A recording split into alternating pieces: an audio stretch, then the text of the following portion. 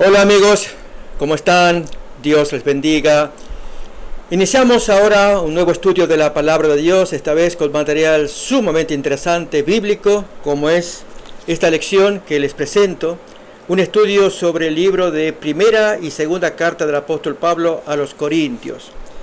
Hoy iniciamos un nuevo estudio fascinante, vamos a ver textos bíblicos, algunas historias también que sean de interés y de edificación. Ustedes saben, desde esta plataforma traemos material que pueda ser útil.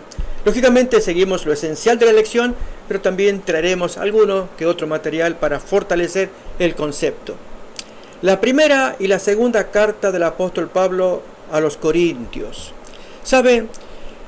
Esta carta trae tanto buen material que se aplicaría perfectamente y aún más a nuestra época tan cambiante y problemática, tal como ocurrió en los días del apóstol Pablo con los Corintios. Para ello, quiero invitarles a que miremos el título que nos va a ocupar de este estudio, el ministerio de Pablo en Corinto. La lección está dividida en diferentes secciones, una que trata del llamado. Saben, aquí tenemos que hablar de los dones espirituales, los que él recibió, los que recibimos cada uno de nosotros, y cómo podemos llevar adelante la vocación que Dios pone en el corazón, para que esto avance y especialmente para bendición de nuestras almas, de aquellos que nos rodean también. Junto con el llamado se verá también el paso del apóstol Pablo por ciudades como Atenas, allá en Grecia, y lo mismo Corinto, que era la ciudad capital de la provincia de Acaya en aquellos días. Así que miraremos aspectos muy interesantes de los movimientos del apóstol Pablo. Y después de ello, amigos, queremos ver el estilo de vida de Corinto, muy problemático, y cómo el apóstol Pablo trae un mensaje que se aplica perfectamente a nuestros días, a la vez que descubriremos que Pablo escribió varias cartas, no solamente esta primera y segunda que queremos examinar, hay otras más cuyo contenido no conocemos, apenas de paso el apóstol menciona que él había escrito otras cartas, pero ¿tiene aplicación estos conceptos para nuestros días de confusión? Absolutamente sí. En primer término, vamos pues entonces al enunciado, al comienzo de 1 de Corintios capítulo 1, yo les invito a que me acompañen a mirar, versículo 1, 2, para observar cómo Pablo se siente seguro del llamado que Dios le dio, aunque esta iglesia, tiempo después, se lo cuestiona. Para ello produce la segunda carta a los Corintios, especialmente el capítulo 3. Pero miremos pues, leamos y comentamos. Pablo, llamado a ser apóstol de Jesucristo por la voluntad de Dios, junto con el hermano Sóstenes, a la iglesia de Dios que está en Corinto, a los santificados en Cristo Jesús, llamados, noten cómo el apóstol está indicando, todos los que van a recibir el mensaje, todos los que lo leen, y aquellos que sientan de parte de Dios un llamado, llamados a ser santos, con todos los que en cualquier lugar invocan el nombre de nuestro Señor Jesucristo, Señor de ellos y nuestro. Santos en medio de una ciudad muy problemática, como vamos a mirar en un ratito más. O también miremos el enunciado de la segunda carta. Entre ambas hay aproximadamente una distancia de tiempo de unos 3 a 5 meses, quizás según algunos autores. No se sabe ciertamente, pero esto ocurrió aproximadamente en el año 57. En el primer trimestre del 57 Pablo escribe la primera carta a los Corintios, y luego para el verano, en el siguiente semestre, tercer trimestre, escribe ya la segunda carta a los Corintios. En el capítulo 1.1 otra vez vamos a mirar cómo el apóstol se presenta, qué es lo que él dice acerca de ser llamado con una misión, de ser apóstol, pero miremos qué más contiene. Pablo, segunda de Corintios, capítulo 1, versículo 1 en adelante, dice: Pablo, apóstol de Jesucristo por voluntad de Dios. Y el hermano Timoteo, en la carta anterior había sido Sóstenes, ahora es otro nuevo compañero, a la iglesia de Dios que está en Corinto, con todos los santos que están en toda Acaya.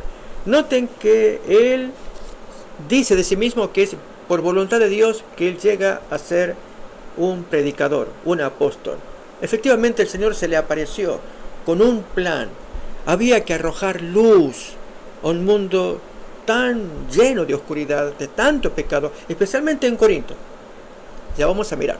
Pero había un plan de parte de Dios y Dios no se desanima, como en algún momento a Pablo le pasó, que casi él estaba por dejar allí ese lugar, según aparece en un texto, muchos problemas que por poco abandonaba. De hecho le pasó, ¿se acuerdan ustedes cuando predicó en Tesalónica? Déjenme contar así un pequeño esbozo geográfico. Está en esta porción del norte de Grecia o Macedonia.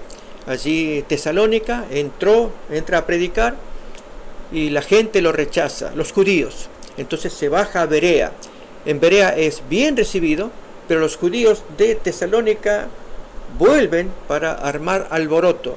De modo que el apóstol tiene que dejar ese lugar de Berea, en que había pasado un grato momento, pero pedirles a los compañeros que luego lo acompañen en el viaje en que él ahí emprende a Atenas, más hacia el sur, y de Atenas más todavía hacia Corinto, donde él pasó un tiempo, 1 año y medio, predicando la palabra de Dios, de lo cual vio cosas, recogió experiencias, y luego publica esto que será de tanto interés para cada uno de nosotros. Noten, al decir que es llamado, Pablo, ¿cómo fue llamado? Ahí tenemos el texto para acordarnos. Es apóstol de Jesucristo por voluntad de Dios. Dios quiso llamarlo. Miremos cómo cuenta su testimonio en Hechos, capítulo 26. Leemos desde el versículo 16 su testimonio que él dirige a quienes eran sus enemigos, los judíos del Sanedrín en aquel tiempo, contando su experiencia de conversión. Pablo dice: pero levántate, le ordena la voz, esta es la voz del Señor que se le apareció, y ponte sobre tus pies, porque para esto yo he aparecido a ti. Esta es la misión que Pablo va a hacer, según lo que leemos a continuación. Para ponerte por ministro y testigo de las cosas que has visto y de aquellas en que me apareceré a ti, librándote de tu pueblo, los judíos, y de los gentiles a quienes ahora yo te envío, para que abras sus ojos, para que se conviertan de las tinieblas a la luz y de la potestad de Satanás a Dios, para que reciban, por la fe que es en mí, perdón de pecados y herencia entre los santificados. Vamos a mirar a continuación la experiencia de Pablo viajando, yendo, predicando. En este caso, abrimos Hechos, capítulo 17, esta experiencia que tuvo en Berea, dije yo. Allí fue bien recibido, pero se exaltan cristianos o judíos mayormente de Tesalónica. Leemos pues Hechos capítulo 17, versículo 13 en adelante. Estos judíos exaltados pugnarán contra Pablo viniendo de Tesalónica hacia Berea, que queda hacia el sur, para otra vez crearle problemas. Noten, cuando los judíos de Tesalónica supieron que también en Berea, que queda más hacia el sur, era anunciada la palabra de Dios por Pablo, fueron allá. Estos crearon problema en Tesalónica, ahora van a crear problema en el pueblo vecino. Y también alborotaron a las multitudes. Pero inmediatamente los hermanos enviaron a Pablo que fuese hacia el mar, con dirección a Atenas, más hacia el sur, y Silas y Timoteo, que eran sus compañeros, se quedaron allí hasta que esto se calmara. Y luego Pablo les pide que esa gente, sus amigos, vengan también a donde él los va a encontrar. Sigue el siguiente texto. Y los que se habían encargado de conducir a Pablo los llevaron a Atenas. Y habiendo recibido orden para Silas y Timoteo de que viniesen a él lo más pronto que pudiesen, salieron. Mientras Pablo los esperaba en Atenas. Allí una experiencia que lo va a marcar. Saben, amigos, nos encontramos en una ciudad sumamente famosa por la alta cultura que había allí, gente intelectual, pensamientos que entran, salen, ahora vamos a mirar, gente talentosa para exponer ideas, farsantes también que los hay, pero especialmente gente inmoral y particularmente gente idólatra, por lo cual gente más avispada puede servirse de ellos, valerse de ellos para su propio lucro y provecho. Bien, cuando Pablo entra a Atenas, encuentra una escena de superstición muy grande. Pablo desarrolla una manera de acercarse a esta gente que luego él mismo se la va a criticar, cuando de Atenas se ve forzado a viajar a Corinto, y en Corinto, que es la siguiente ciudad, decide encarar a los oyentes de una manera diferente. Él había sido llamado por Dios como apóstol, el Señor lo separó, pero estando en Atenas va a tener algunas experiencias llamativas. Leamos pues entonces estas primeras, que él queda impactado por lo que observa allí en esta ciudad. Estamos pues entonces en Hechos capítulo 17. Seguimos leyendo. Mientras Pablo los esperaba en Atenas, su espíritu se enardecía viendo la ciudad entregada a la idolatría. En aquellos días era muy común, muy popular, toda clase de dioses y de prácticas relacionadas con dioses, entre ellas prácticas inmorales, que esto va a ser mucho más abundante en Corinto. Había un templo allí para dedicación de esclavas, mujeres, vamos a leer algunos textos a continuación, en que los marineros se servían, o la gente que viajaba, ya que Corinto era un istmo, es como una lengua de tierra que une dos continentes. Y allí era una zona muy próspera, especialmente yendo de Roma hacia el oriente. Al pasar por Corinto, pues había la gente natural, los que vivían allí, ponían sus productos a la venta, eran vendidos para luego ser colocados en otros lugares. Y entonces había un movimiento económico muy grande, pero a la vez mucha idolatría, porque mucha gente venía a este lugar trayendo sus ideas y prácticas. Y una clase de servicio, casi servicio de turismo, era la práctica sexual idolátrica, por más de 1000 mujeres, que es conocido este caso en la antigüedad. Pero para que conozcamos mejor luego la situación de Corinto, miremos primeramente la experiencia de Pablo en Atenas. No sin antes decir lo siguiente: Dios vio tanta corrupción que había en ambas ciudades mencionadas en la Biblia, además de otras, pero estas son las que nos interesan ahora, para seguirle los rastros, la pista al apóstol Pablo, que Dios ya tenía un plan. ¿Saben? Qué bonito es pensar cuando Dios escoge a alguien para que sea su farol, aún desde antes que hubiera nacido. Ya estaban los planes de Dios. Ocurrió con Jeremías. Leamos capítulo 1, versículo 5, y ocurre otro tanto con Pablo. A pesar de que fue un hombre perseguidor de la iglesia, cuando se encuentra con Cristo y su misericordia, él reconoce: Dios me ha escogido desde el principio, antes de que yo hubiera nacido. A ver, miremoslo, ambos textos. Antes que te formase en el vientre, yo te conocí, le dice Dios a este profeta, Jeremías. Y antes que nacieses te santifiqué, te di por profeta a las naciones. Antes que tú supieras algo, antes que nacieras, yo ya pensé en ti. Demos gracias a Dios, amigos, que cuando vemos tantas tinieblas, tanta maldad, aún tanta guerra, Dios sabe cómo actuar y lo hace por medio de hombres, además de por medio de la naturaleza, cuando tiene que enviar fuertes sacudones violentos de la naturaleza. Pero estamos hablando de cómo Dios interviene por medios humanos, gente que aparecerá señalada por Dios desde antes que hubiera nacido. Con Pablo ocurre esto. Mírenlo como él lo expresa en Gálatas capítulo 1. Allí aparece el versículo donde Pablo habla de sus orígenes también. Versículo 15. Cuando agradó a Dios, que me apartó desde el vientre de mi madre y me llamó por su gracia. ¿Notamos? Así que Dios ya se traía planes, a pesar de que este bebé y niño luego será educado para el judaísmo y él se cría de una manera muy cerrada contra los cristianos.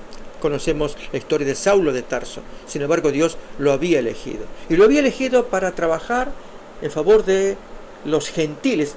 Dios lo pone como predicador, como ministro y maestro también. El apóstol de los gentiles es conocido. ¿Cómo actuar?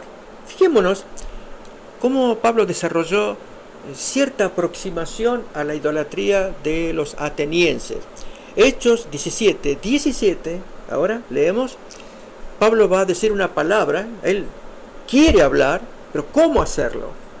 Así que discutía en la sinagoga con los judíos y piadosos. Cada sábado él iba para predicar la palabra de Dios en Atenas, y en la plaza cada día con los que concurrían. Él tomaba la palabra y enseñaba, la gente lo escuchaba. Pero había un lugar en particular, el Areópago, que era una zona también de discusión, como el texto nos lo va a decir, más grande, y allí se sentaban personas preparadas para hablar y otros intrigados en escuchar cosas nuevas. Miremos cómo aquí nos lo dice. Y algunos filósofos de los epicúreos y de los estoicos. Estos filósofos son conocidos en la antigüedad. Ahora vamos a poner una sección.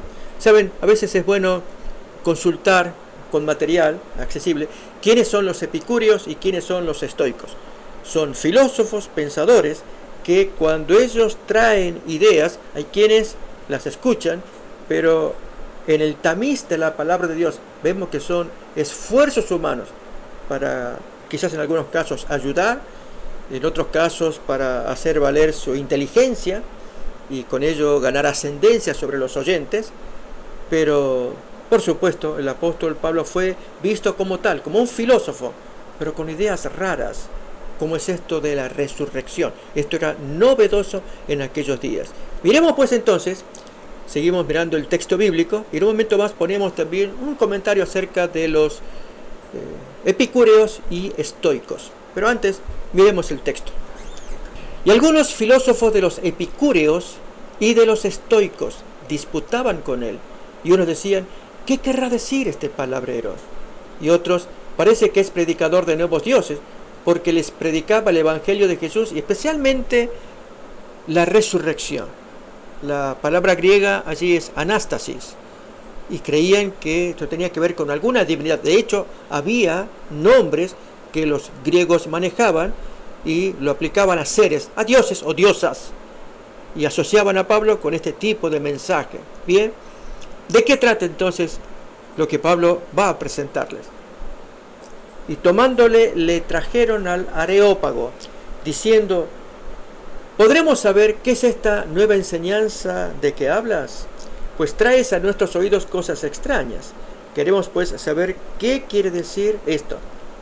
Porque todos los atenienses y los extranjeros residentes allí en ninguna otra cosa se interesaban sino en decir o en oír algo nuevo. Bien, vamos a ver entonces con esta gente las cosas que ellos creían. Por ejemplo, en el caso de los epicúreos, ellos eran seguidores del filósofo Epicuro, que vivió en los años 341 a 270 a.C. Este hombre sostenía que el mayor bien es la búsqueda de la felicidad a través del placer. Ese es el caso de los epicúreos, así que todos querían escuchar, aprender nuevos mensajes allí en ese lugar, el Areópago. A diferencia del hedonismo, que es la búsqueda del puro placer, del hedonismo desenfrenado, el epicureísmo promueve un placer moderado y tranquilo para alcanzar la armonía mental y física. Tal vez en algunos videos cortos solemos mirar, hay quienes ponen o promueven este tipo de doctrinas, los epicúreos. Lo mismo ocurre con los estoicos. Este es otro tipo de pensamiento, también común en aquellos días, que perteneció a un fulano llamado Zenón de Sitio, cerca del año 300 a.C. Él enseñaba fundamentalmente que para alcanzar una vida plena y serena, uno se debía centrar únicamente en lo que podemos controlar, es decir, nuestras acciones, pensamientos, reacciones, y aceptar con ecuanimidad lo que no depende de nosotros. Al decir entonces un estoico, una persona mayormente tranquila, moderada. Enseñar cómo enfrentar la vida. Bien, el apóstol Pablo también tiene un mensaje para enseñar. Pero noten la aproximación que él tiene. Él va a hablar, pero fue hábil. Utilizó un argumento de ellos, en lugar de un argumento filosófico, que si los epicúreos creen tal cosa con respecto a la obtención de la felicidad, o los estoicos a la moderación de la vida, y tratar de aumentar o corregir tal concepto, no hizo eso.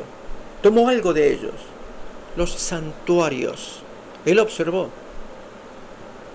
estatuitas puestas allí en los lugares estratégicos para que la gente pudiera orar, ofrecer algún sacrificio o dinero. Y había un santuario, le llaman la palabra de Dios. Quizás un espacio donde podía incrustarse una estatua. En este caso decía un santuario al Dios desconocido. No sabemos quién es, pero como una especie de póliza de seguro. Miremos cómo continúa el texto bíblico. Entonces Pablo, puesto en pie en medio del Areópago, dijo: varones atenienses, en todo observo que sois muy religiosos. Hay otras traducciones que ponen: observo que sois muy supersticiosos. Ambas pueden ser correctas, pero creemos que esta es la más adecuada. No ofenderlos, como suele pasar con esta palabra superstición o secta. No, ustedes son muy religiosos. Y a ver cómo lo va a probar. Siguiente versículo. Porque pasando y mirando vuestros santuarios. Así que esto muestra que Pablo era observador. Allí también un altar en el cual estaba esta inscripción: al Dios no conocido. Bien, al que vosotros adoráis pues sin conocerlo, es al cual yo estoy anunciando. Ese es el mensaje que yo traigo. ¿Ok? A ver, ¿qué es eso? ¿Cierto? Hay una estatua que dice al Dios desconocido. ¿Y acaso tú eres su emisario, su embajador? Bien, escuchemos el mensaje. Y a partir de allí Pablo abre sus labios. Hizo una buena introducción, amigos. Pero el contenido del mensaje, Pablo no quedó satisfecho. Lo va a decir luego cuando llega a Corinto. Aquí a los filósofos les entró con filosofía, pero en Corinto actuará de otra manera, y especialmente por la calidad de vida que los corintios estaban llevando. Tanto que ellos eran conocidos como tan corruptos que la palabra corintizar, una palabra que se acuñó en la antigüedad, se refería a la forma de vida licenciosa, corrompida que la gente llevaba. Están corintizados, están necios, corruptos. Bien, pero apreciemos en esta primera lectura cómo Pablo encara a los atenienses, y él no volverá a hacerlo cuando entra en Corinto. Allí la gente es no tan intelectual como en Atenas, sino más proclive a los placeres sensuales, a la idolatría sensual también, no tanto a la discusión filosófica. Miremos. El Dios que hizo el mundo y todas las cosas que en él hay, siendo Señor del cielo y de la tierra, no habita en templos hechos por manos humanas, como este santuario que ustedes han hecho al Dios desconocido. Ni es honrado por manos de hombres como si necesitase de algo, pues Él es quien da a todos vida y aliento y todas las cosas. Y de una sangre ha hecho todo el linaje de los hombres, para que habiten sobre toda la faz de la tierra. Y les ha prefijado el orden de los tiempos y los límites de su habitación, para que busquen a Dios, sin alguna manera palpando puedan hallarlo, aunque ciertamente no está lejos de cada uno de vosotros. Notemos la tendencia del apóstol Pablo. Es un razonamiento lógico, pero no llega todavía a convencer el alma, a conmover los sentimientos y el corazón. Más bien apela a la razón. Sigue más. Porque en Él vivimos y nos movemos y somos, como algunos de vuestros propios poetas también han dicho, porque el linaje suyo somos. Pablo cita un pensamiento de Arato. Este fue un filósofo de la antigüedad. Así que Pablo estaba familiarizado con estos escritores antiguos. Pablo era buen lector, buen aprendedor también. Pensó quizás que citando autores, él podía ganar la buena voluntad de esa gente. Pero Dios quiere que utilicemos poder, la gracia del Señor. El Espíritu Santo tomará nuestras palabras y conmoverá el corazón. Es lo que Pablo va a descubrir poco después. Pero avanzamos con la lectura. Siendo pues linaje de Dios, no debemos pensar que la divinidad sea semejante a oro, o plata, o piedra, o escultura de arte y de imaginación de hombres. No, Dios está más allá de eso. Pero Dios, habiendo pasado por alto los tiempos de esta ignorancia, ahora manda a todos los hombres en todo lugar que se arrepientan. Ahora sí, amigos, ya el mensaje está siendo más comprometedor. Dejar de pecar, que se arrepientan de sus malos caminos, de sus malas acciones. Pero a continuación, cuando introduce el concepto de juez, trae una idea que es absolutamente sorprendente para un griego. ¿Cuál es? Por cuanto ha establecido un día en el cual juzgará al mundo con justicia por aquel o por medio de aquel varón a quien designó, dando fe a todos con, y aquí amigos, aquí se cortó la buena relación, diríamos así, con haberlo levantado de los muertos. Recuerden que al comienzo decía, este es un predicador que predica de la resurrección, anástasis. ¿Qué será eso? ¿De qué se trata?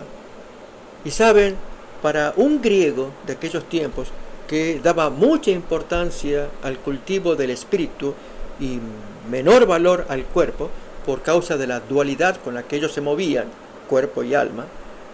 El cuerpo era la cárcel en la cual el alma vivía. Para liberado luego el cuerpo, el alma podía estar a tono para practicar o vivir o disfrutar muchas cosas. Saben, déjenme que les cuente, esas fueron las palabras de Sócrates, famoso filósofo griego, cuando él, el año 399 a.C., obligado por el gobierno a beber el veneno de la cicuta, sus discípulos, Sócrates nunca escribió un libro. De paso hay gente que hace buena comparación entre estos dos grandes maestros, Sócrates con sus discípulos y Jesús con los suyos. Ambos fueron grandes pensadores e influyentes con sus ideas. Ambos tuvieron discípulos. Ambos no escribieron, escribieron sus discípulos. Pero donde se diferencian sustancialmente es en ocasión de la muerte de ambos. En el caso de Jesús, aproximándose su hora del martirio, recordamos la oración que hizo en Getsemaní, y aún su corazón desgarrado cuando ya estaba pendiendo de la cruz, pronunciando palabras recogidas en los salmos, Padre, ¿por qué me has abandonado? Nos acordamos, palabras en las que representa el sentir de la gente pecadora, que así se pronunciará cuando se ven absolutamente perdidos. En el caso de Sócrates no ocurrió así.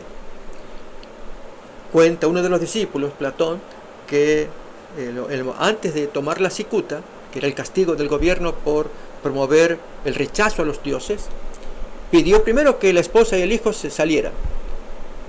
Ya se había despedido, pero que no debían estar ahí porque quería dar la última plática. Y lo que dijo fue, yo estoy en paz, porque ustedes no saben a dónde yo voy a ir. Maestro, ¿a dónde vas a ir?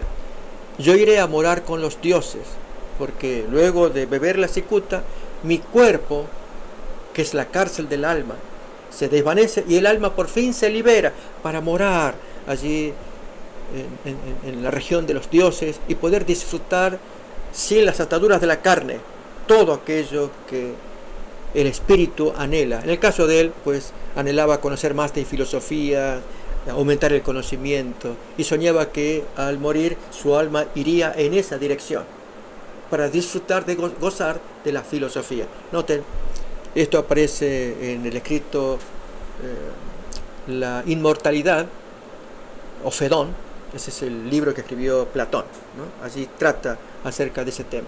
Bien, amigos, noten, si Sócrates traía esa idea, los griegos en general creían lo mismo. Un aprecio al alma y un desprecio al cuerpo. Ahora, al pronunciar Pablo las palabras de la resurrección, como alguien que murió y que vuelve a este cuerpo mal hadado, este cuerpo que Si dijera vuelve en espíritu y vive entre nosotros sería otra cosa, pero vuelve en cuerpo, en carne, carne deplorable que necesita todo para sobrevivir, agua, descanso, etc. Bien, miremos cómo sigue entonces el discurso de Pablo cuando introduce el concepto de la resurrección. La gente pues se desagradó, creía que era algo mucho más interesante y trae algo que los griegos rechazaban, que el cuerpo tuviera un valor como el del alma, al volver a vivir, para volver a seguir sufriendo. Bien, miremos el texto. En la parte final, leemos completo. Por cuanto ha establecido un día en el cual juzgará al mundo con justicia, por aquel varón a quien designó, dando fe a todos con haberlo levantado de los muertos. Pero cuando oyeron lo de la resurrección de los muertos, unos se burlaban y otros decían, ya te oiremos la siguiente vez, ya no nos interesa. ¿Nota? La pregunta que se hubiera hecho, amigos, es ¿qué otra forma de acercamiento Pablo hubiera usado para ganarse a esa gente que estaban dispuestos a escuchar? Hoy, en nuestros días, amigos, hay quienes presentan mensajes que agraden a los oídos. Y entonces la gente quiere escuchar esas cosas. Es el caso de la teología de la prosperidad. Como hay gente que quiere progresar económicamente, hay un predicador que dice Dios te puede bendecir. Si tú haces ciertas cosas, te va a duplicar o decuplicar tus logros, tus resultados. Tendrás mucho dinero. Entonces, la gente que quiere escuchar ese tipo de mensajes están proclives, y hay mensajeros en esa misma línea también. En el caso de Pablo, tendría que haber sacrificado su mensaje escondiendo la resurrección de Cristo, no mencionándola. Para un griego que no aguanta, no soporta la idea de que el cuerpo vuelva a vivir para seguir sufriendo en la carne todas las privaciones, los frenos que el cuerpo produce.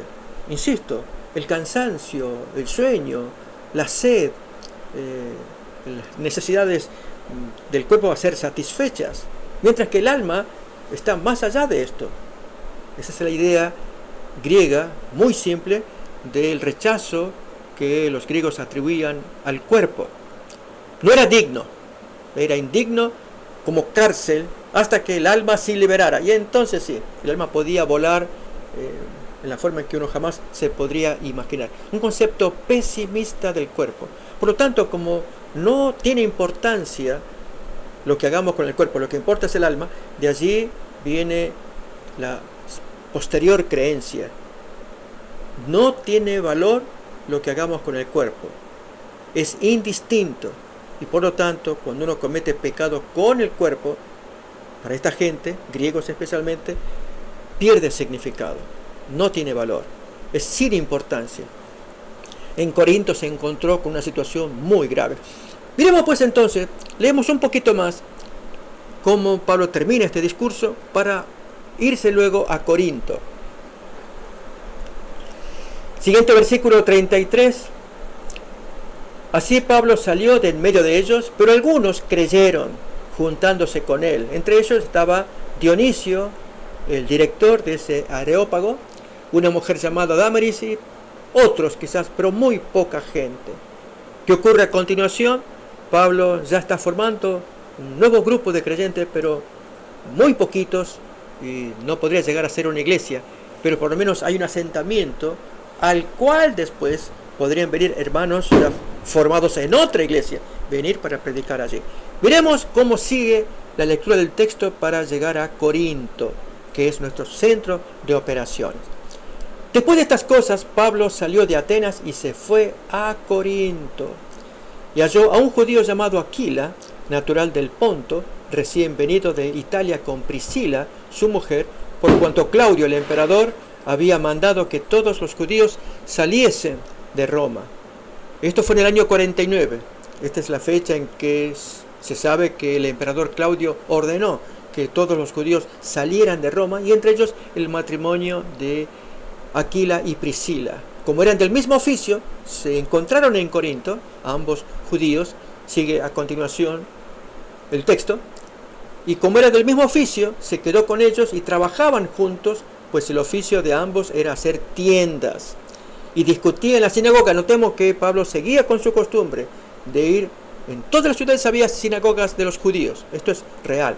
Entonces iba a las sinagogas, discutía, o sea, enseñaba este mensaje de que el Cristo tan anhelado por el judaísmo ya había llegado todos los sábados, y persuadía a los judíos, eran los que asistían a la sinagoga, y a griegos que estaban interesados también, que habían sido influidos, en algunos casos adoctrinados también por los judíos.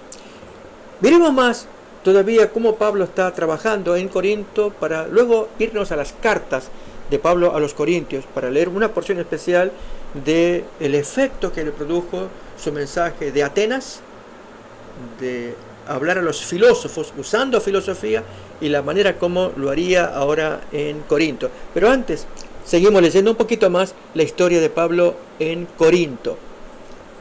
Cuando Silas y Timoteo, recuerdan que ellos habían quedado estacionados en Berea por causa de los judíos de Tesalónica, que se ofendieron con la predicación llevada a cabo en Tesalónica, decidieron bajar hasta Berea, pelear el caso con Pablo.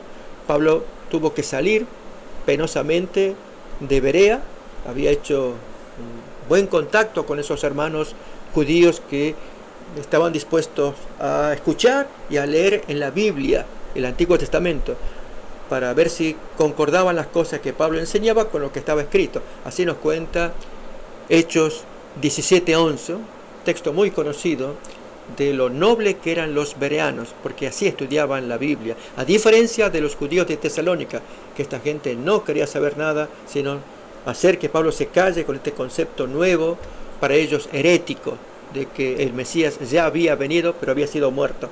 Noten aquí 17:11, y estos, los de Berea, eran más nobles que los judíos que estaban en Tesalónica, el pueblo anterior, pues recibieron la palabra de Pablo con toda solicitud, escudriñando cada día las Escrituras, esto es el Antiguo Testamento, para ver si las cosas predicadas por Pablo eran tales y cuales. Así que gente noble. Y ahora allí quedaron Timoteo y Silas, y ahora vienen de viaje, habrán ido por Atenas. Al enterarse que ya Pablo no está en Atenas, se cruzan a Corinto y ahí llegan a verlo a Pablo. Miremos nuevamente el texto.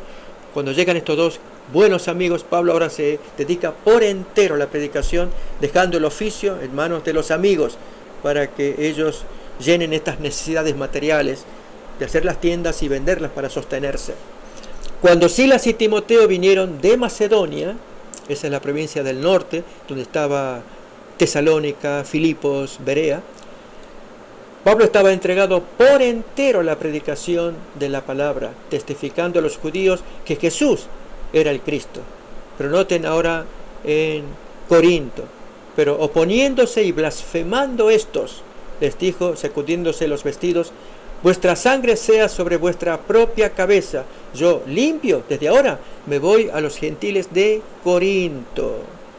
¿Había aprendido la lección? ¿Cuál lección fue la que aprendió? Cuando llega a las sinagogas de Corinto, obviamente presenta en base a las Escrituras que el Mesías prometido es Cristo. Pero ahora, ¿cómo va a encarar su prédica a los gentiles? Primera de Corintios, capítulo 2, versículos 1 y 2. Muy ilustrativo, y es un tema para pensar en nuestros días también. Así que, hermanos, cuando fui a vosotros, esto es a los corintios, para anunciaros el testimonio de Dios, no fui con excelencia de palabras o sabiduría como le había pasado en la experiencia anterior en Atenas. No, ya no más. Pues me propuse no saber entre vosotros cosa alguna, sino a Jesucristo y a este crucificado. Amigos, este es el mensaje. Noten, hemos hecho un recorrido a Tesalónica, Berea, Atenas, Corinto. Nuestra carta tiene que ver con los corintios, saber qué pasó allí. En un momento más vamos a seguir leyendo las cosas que ocurrieron.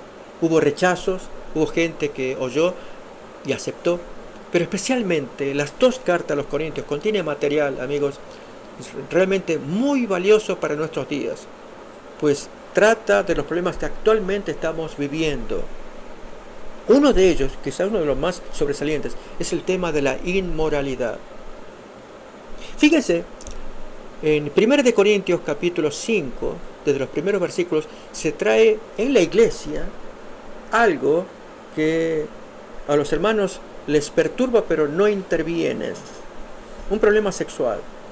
Pablo ya no está allí, recuerden, él predicó, formó una iglesia, luego se retira. Y pasa un tiempo, aproximadamente en los años 52-53, él pasó por Corinto, 1 año y medio estuvo predicando allí. Y aproximadamente unos 5 años más tarde, aproximadamente, estando en Éfeso, año 57, allí escribe la primera carta a los Corintios. Yo dije en el primer semestre, el segundo trimestre, y la siguiente carta en el tercer trimestre. Es la fecha aproximada entre primera y segunda carta a los Corintios, año 57. Cuando escribe, amigos, es gracias a que hubo hermanos leales, honestos, que transmitieron los problemas que la iglesia traía. Entre ellos Cloé. Cloé, una familia, les informó. Les invito a que ustedes lo miren en primera carta a los Corintios, capítulo 1, versículo 11 en adelante, para luego entender estos problemas morales, en los cuales vamos a detenernos un momento. Pero miremos este contexto, los informes o reportes que hermanos traen a Pablo en la distancia, en este caso en Éfeso. Él es el padre espiritual, está predicando, abriendo obra en otros lados, pero hermanos traen problemas de Corinto. Desde Corinto viene esta familia Cloé. Porque he sido informado acerca de vosotros, hermanos míos, por los de Cloé, que hay entre vosotros contiendas. Quiere decir que cada uno de vosotros dice, yo soy de Pablo, porque él predicó y fundó esta iglesia. No, yo soy de Apolos. Oh amigos, cuando empezamos a hacer comparaciones, Apolos fue un gran predicador. Él fue corregido en Éfeso por Priscila y Aquila, y era de un espíritu poderoso, ferviente. Él conocía solamente el bautismo de Juan, pero cuando este matrimonio le instruyó mejor, que el bautismo de Juan hablaba de una promesa futura, que el Cristo venía, él había sido bautizado allí, después se retiró. No supo más del mensaje de Juan, porque se había retirado, pero se bautizó. Y entonces los amigos cristianos, el matrimonio, Priscila y Aquila, le instruyen mejor. Lo que Juan Bautista predicó ya se cumplió, vino el Cristo, vino. Y entonces allí aceptó el mensaje y se fue predicando por todas partes que ahora el Cristo, Jesús, era el cumplimiento de aquella profecía del Mesías. Bien, este es Apolos, y llegó a Corinto a predicar. Y como era de espíritu ferviente, dice el texto bíblico, un hombre persuasivo en su predicación, la gente lo aceptó y hacían comparaciones. Yo soy de Pablo, no, yo de Apolos, y otros más, yo soy de Pedro. Pedro es apóstol directamente, yo he escuchado a Pedro. Y hubo quien decía, ustedes digan lo que digan, pero yo estuve personalmente con Jesús, así que yo soy de Cristo, yo soy de Jesús. Miremos cómo sigue el texto nuevamente, esa división. ¿Acaso está dividido Cristo?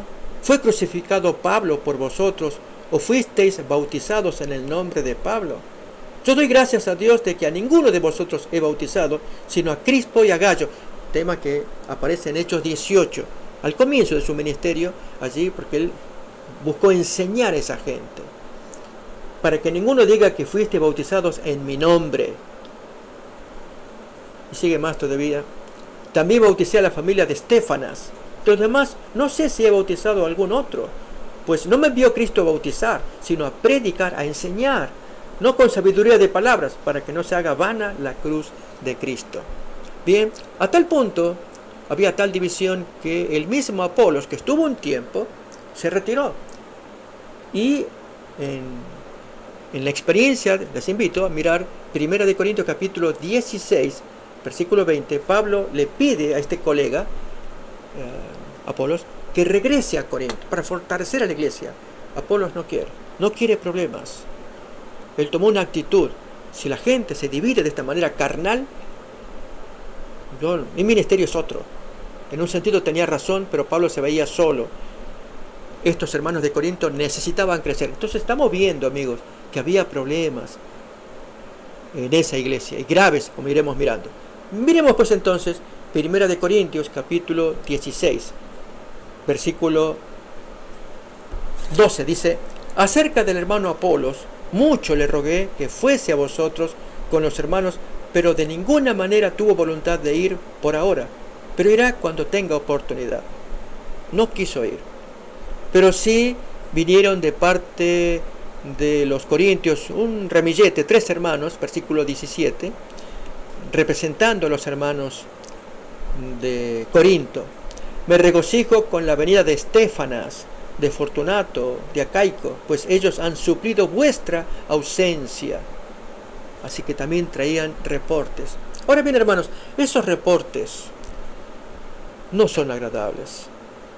Uno de ellos tiene que ver con una práctica inmoral, del capítulo 5. 1 de Corintios, capítulo 5, que lo vamos a estudiar con más detalle en las siguientes lecciones. Esta es una introducción para entender la situación del contexto de Corinto, y especialmente el tema moral y el idólatra. Varios asuntos que comprometen a esa iglesia. En un momento más entenderemos por qué, con una cita de un autor famoso de la antigüedad, qué pasaba en Corinto. Pero antes leamos los textos. 1 de Corintios capítulo 5, versículo 1 en adelante. De cierto se oye que hay entre vosotros fornicación, y tal fornicación cual ni aun se nombra entre los gentiles, tanto que alguno tiene la mujer de su padre, vendría a ser la madrastra. Y vosotros estáis envanecidos. Nadie actúa, nadie frena esta situación, que ni siquiera entre los paganos, entre los gentiles, practican estas cosas. Y en la iglesia ustedes lo toleran, es lo que Pablo está diciendo. ¿No debierais más bien haberos lamentado para que fuese quitado de en medio de vosotros el que cometió tal acción? Otro ejemplo, amigos, en el capítulo 7, versículo 1, dedicado a atender problemas sexuales y de matrimonio. Miren cómo arranca este texto. En cuanto a las cosas de que me escribisteis, así que se trajeron informes a Pablo, posiblemente Cloé, que era el principal que trajo los reportes, pudo haber traído cartas o mensajes para que Pablo lo leyera y contestara. Así que en cuanto a las cosas que ustedes me escribieron, bueno le sería al hombre no tocar mujer, no. Pero a causa de las fornicaciones, cada uno tenga su propia mujer y cada uno tenga su propio marido. Es decir, en cuanto al matrimonio, sí, Dios da este privilegio de que el cuerpo de uno y otro se correspondan. El marido cumpla con la mujer el deber conyugal, y asimismo que la mujer lo cumpla con el marido. Y aún más, la mujer no tiene potestad sobre su propio cuerpo, sino el marido, ni tampoco tiene el marido potestad sobre su propio cuerpo, sino la mujer. No os neguéis el uno al otro, a no ser que por algún tiempo de mutuo consentimiento ellos decidan por oración no tener contacto uno con otro, para ocuparos sosegadamente en la oración, y volved a juntaros en uno, para que no os tiente Satanás a causa de vuestra incontinencia.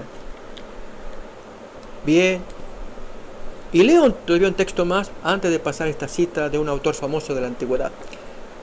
Capítulo 6, versículo 12 en adelante. También se nos hablan de prácticas inmorales en los días de los corintios. Todas las cosas me son lícitas, pero no todas convienen. Todas las cosas me son lícitas, pero yo no me dejaré dominar de ninguna. ¿Por qué dice esto? Las viandas son para el vientre. El vientre es para las viandas. Pero tanto al uno, al vientre, como a las otras, Dios las va a destruir. Pero el cuerpo no es para la fornicación. La idea de los corintios es que el cuerpo masculino estaba hecho para que haga match con el cuerpo femenino y viceversa. El cuerpo no es para la fornicación, sino para el Señor, y el Señor para el cuerpo. Todavía sigue un poquito más el texto para entender ahora entonces la cita que les quiero traer. Y Dios que levantó el Señor también a nosotros nos levantará con su poder. ¿No sabéis que vuestros cuerpos son miembros de Cristo? ¿Quitaré pues los miembros de Cristo y los haré miembros de una ramera? No, de ninguna manera. ¿No sabéis que el que se une con una ramera es un cuerpo con ella? Porque dice, los dos serán una sola carne. Estrabón, amigos, fue un geógrafo e historiador. Nació por el año 63 a.C., vivió 85 años, muere por el 23-24 después de Cristo, poco antes de el ungimiento de Jesús en su bautismo. Este individuo, como historiador, viajero y geógrafo especialmente, escribió un libro que se llama Geografía. En el libro octavo, en el capítulo 20, tiene un párrafo que quiero leerlo y comentarlo también. Ahí tenemos una imagen de Estrabón, su libro Geografía en el libro octavo. Noten esto pasaba en Corinto. El santuario de Afrodita era tan rico que a título de esclavas tenía más de 1000 geteras o getairas. Getera era la mujer de alta posición, entrenada para satisfacer las necesidades de hombres, pero en un plano intelectual mayor. Hoy se las llamaríamos damas de compañía, no para gente vulgar, gente ricas. Recordemos que Corinto era un lugar donde florecía el comercio y las riquezas. Venían mucha gente a ese lugar y estaban esas mujeres entrenadas, eran las getairas o geteras. Así aparecen ambas palabras en el diccionario. Y estas mujeres a la vez eran esclavas, servían a sus amos para satisfacer a los viajeros, al punto que se hizo un proverbio muy famoso. Seguimos leyendo. El santuario de Afrodita era tan rico que a título de esclavas sagradas tenía más de 1000 geteras que tanto hombres como mujeres habían ofrecido a la diosa. En el caso de las mujeres eran llamadas getairas, en el caso de los varones, erómenos. Era el nombre que se le daba a estos damos de compañía, diríamos hoy, en una traducción muy libre. También a causa de estas mujeres la ciudad era visitada por mucha gente y se enriquecía. Los marinos se gastaban fácilmente todo su dinero y de ahí viene un dicho que se hizo famoso en la antigüedad. El viaje a Corinto no está al alcance de cualquiera. No es para cualquiera un viaje a Corinto. No solamente, amigos, por el alto costo, se gastaba mucho dinero allí, justamente por medio de estas damas, su compañía, para satisfacer, no solamente sexualmente, era en todo sentido, eran muy entrenadas para que todo viajero quedara satisfecho, sino también que estos marineros entraban allí y volvían corruptos. Hablé de los erómenos. Estos señores eran los geteros masculinos, diríamos ahora, prostitutos también, que lo sabía. Y muchas veces el viajero, marinero especialmente, llegaba allí y retornaba absolutamente transformado. Así que no era para cualquier marino un viaje a Corinto, o no está al alcance de cualquiera, lo hemos leído hace un momento. Amigos, esto era Corinto. Y este es el lugar al cual Pablo tenía que predicar. ¿Saben? Vamos a seguir leyendo todavía la porción de Hechos, capítulo 18, la historia de Pablo mientras está predicando allí en ese lugar, hasta que hubo un complot por el cual quisieron matarlo. Pero seguimos leyendo hasta que Pablo tiene que terminar su ministerio, aunque él duró 1 año y medio, porque Dios se lo reveló que debía quedarse en ese lugar. Dios tenía amor todavía por esa gente que vivían tan en tinieblas y con tanta necesidad. Volvemos pues entonces, Hechos capítulo 18, versículo 7 en adelante, cuando Pablo decide ya ir a los gentiles. Saliendo de allí, se fue a la casa de uno llamado Justo, temeroso de Dios, la cual estaba junto a la sinagoga. Y Crispo, recuerdan que Pablo dio testimonio que bautizó él a Crispo, el principal de la sinagoga, creyó en el Señor con toda su casa, y muchos de los corintios, oyendo, creían y eran bautizados. Crispo habrá sido el primero, el director de la sinagoga, mucha gente creyó junto con él y eran bautizados. Entonces el Señor le dice a Pablo en visión de noche: tú no temas. Recuerden que él había sido contradicho, como hicieron los judíos de Tesalónica, también aquí en Corinto. Por eso Dios le dice: no temas, sino habla y no calles, porque yo estoy contigo y ninguno pondrá su mano sobre ti para hacerte mal. Porque yo tengo mucho pueblo en esta ciudad. Y se detuvo allí 1 año y medio enseñándoles la palabra de Dios. Amigos, el mensaje de Pablo a los Corintios, esta última parte es quizás la más relevante, que Dios tenga que decir: tú ves cuánta ignorancia, cuántas tinieblas y cuánta basura, cuánta corrupción que hay aquí en Corinto, con estas esclavas, que aún incluso afecta hasta a los hermanos de iglesia, con sus prácticas sexuales, al punto que hemos comentado, del individuo que va de la mano de su madrastra, o de cosas que se practican entre ellos como miembros de iglesia, comparando el ejemplo del vientre y las viandas, uno para otro, así también el cuerpo masculino, y así en la iglesia no. O desórdenes en el capítulo 11 sobre hábitos de la Santa Cena. Pablo habla de comilonas. O la idolatría todavía que se podía ver, miembros que habían sido antiguos practicantes de los ídolos, ahora miembros de iglesia, y no obstante, cuando tenían que enfrentarse a comida que era sacrificada a los ídolos, para Pablo no era nada. Pero este hermanito que había sido bautizado, al ver a otro con experiencia comer, podía confundirse. Así como estos, cuántos ejemplos que la carta a los Corintios trae y que se aplican a nuestros días. Amigos, la carta es relevante. Por eso queremos invitarles a que nos aboquemos. Aquí apenas ha sido un breve resumen del contenido leyendo la carta, para que veamos que Dios quiso derramar luz por medio de este siervo, este apóstol llamado para arrojar luz. Y para nuestros días sus escritos son relevantes también, que arrojan luz para nuestra vida. Amigos, que Dios nos bendiga mientras nos abocamos al estudio de la palabra de Dios, y en particular las cartas a los Corintios. Nos vemos en la siguiente.